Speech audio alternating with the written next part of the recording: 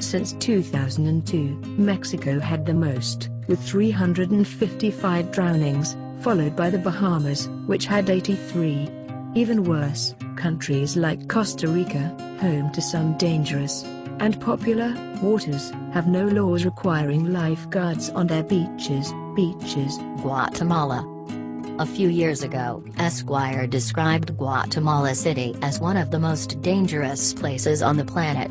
The last 40 years of Guatemalan history is a snake trail of atrocity, corruption and disaster, the article stated, noting the earthquake that killed 27,000 people, coups, territorial disputes, an erupting volcano, and more. So why go? There's brilliant Mayan architecture found at El Mirador and Yaxha, and the black sand beach of Montrico makes for a beautiful sight along the rugged Pacific waters. Sci-fi author Aldous Huxley also considered Lake Atitlan, which is situated in the Guatemalan highlands, one of the most beautiful lakes in the world. But is the beauty worth the risk? As is the case with many destinations, it's important to take proper safety precautions, including avoiding carrying valuable items in hand, arriving during daylight hours, and being mindful of your luggage when you arrive. Valley of the Kings, Egypt.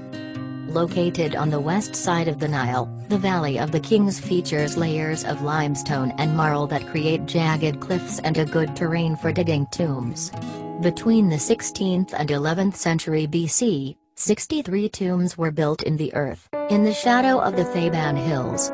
Builders created a maze of catacombs to ensure the kings had their treasures nearby in the afterlife. And since the late 18th century, archaeologists have burrowed into the tombs to see what they can uncover. As Lacara explains, the area might be most famous for what happened to all of those curious antique hunters. Rumor has it many died mysteriously after raiding the tombs of Tutankhamun and other great kings.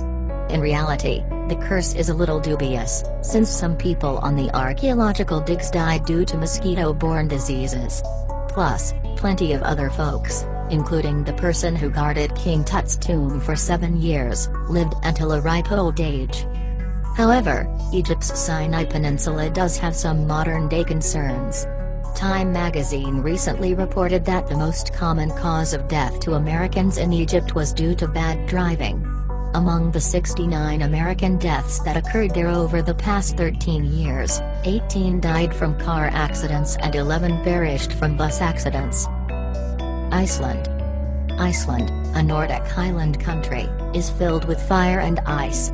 That combination, which sounds scenic, can be a little unnerving when spewing forth from a volcano.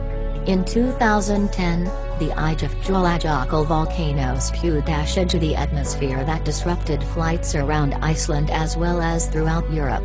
The combination of glacial water and magma created irregularly shaped particles that weren't particularly aerodynamic and, as a result, stayed in the atmosphere longer. And beware, the Hekla volcano, located in the south, has been building up more pressure than before its last 2 eruptions. Myanmar. There are differing reports about danger in the rapidly developing, and relatively untouched, country of Myanmar, which has seen a tourist boom since many sanctions were lifted in 2012. A lack of ATM machines once made it necessary for visitors to roll into the country with a wad of cash. That's changing, but it's still good to be safe with your money. The growing tourist economy also means it's easier to pay for big-ticket accommodations and meals online or with a card.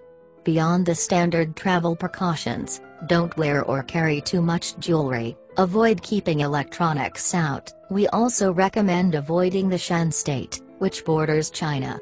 Chances are the government won't let you trek there, but if you do, there's still a chance of encountering proto-military groups that get into skirmishes. Of course, there's plenty to do beyond worry. Numerous historic temples such as the Bagan and Ananda are must-sees.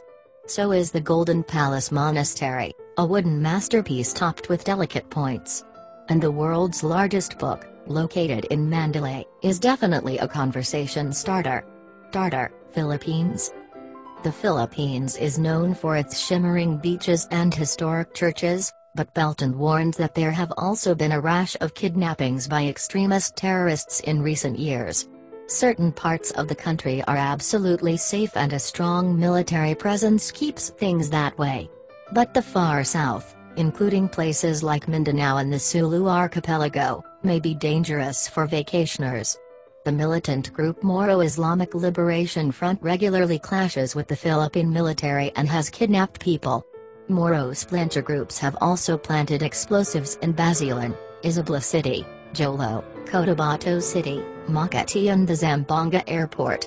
In the south, the Abu Sayyaf terrorist group has been attacking Westerners and holding them for ransom. And in 2015, the U.S. State Department issued a travel warning for some parts of the country. The concerns in Palawan, which is home to the Puerto Princesa underground river, are more about heavy mosquito infestation and the occasional deadly sea urchin. Bohol, where the Chocolate Hills are located, is safe and filled with friendly locals. Most locations in the Philippines welcome tourists, but be sure to plan wisely. The Death Road, Bolivia. Most tourists probably realize a place called the Death Road, or Yungas Road, could be trouble.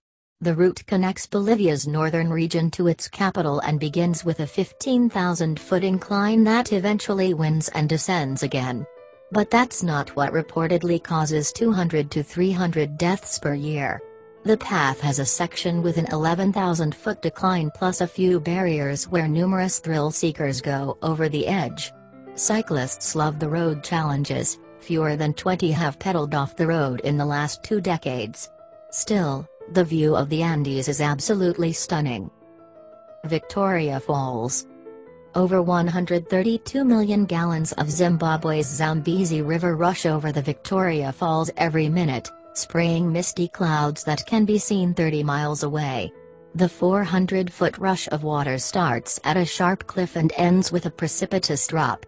At one section of the falls, years of erosion created the Devil's Pool, a pocket of water that allows swimmers to wade up to the edge of the cliff and look down on a ravine that promises a quick demise. If you want to take a dip in the Devil's Pool, keep in mind that it can only be done during the late summer and early fall, when the water levels are low enough to allow for swimmers. While the view is absolutely exhilarating, guides usually get into the pool before tourists and stand on the edge to ensure the safety of newcomers. Few deaths have been reported at Victoria Falls.